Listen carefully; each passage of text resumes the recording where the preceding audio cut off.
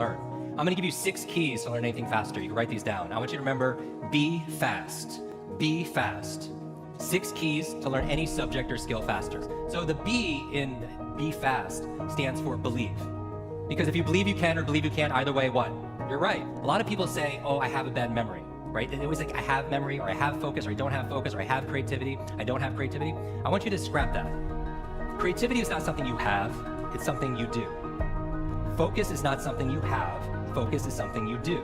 Memory is not something you have, it's something you do. There is no such thing as a good or bad memory. There's just a trained memory and an untrained memory.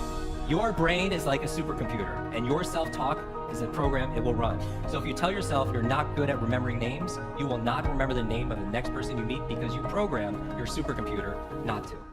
Your mind is always eavesdropping on your self-talk. So B is believe. Believe you can, believe you can. Now the E, I'm gonna go through these really fast, is exercise.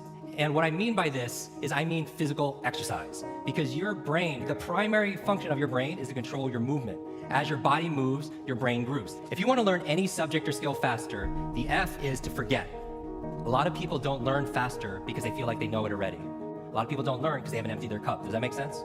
That you hear all these cliches, but there's truth in every cliche, that your mind is like a parachute, it only works when it's what?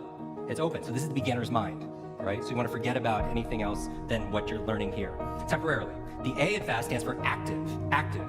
The human brain and the mind doesn't learn consuming information, it learns through creating it. Does that make sense? So you have to be active. You take notes, you ask questions, you participate in it. The S in fast stands for state, that all learning is state dependent, right? Most people, like when they read, they're in a bored state. People wonder why they don't remember what they read. So control your state. Finally, the T in fast and B fast stands for teach. You learn with the intention of teaching it to somebody else.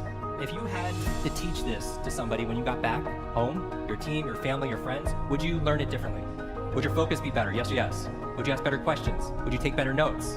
Right? So you learn with the intention of teaching to somebody else. Because when you teach something, you get to learn it twice.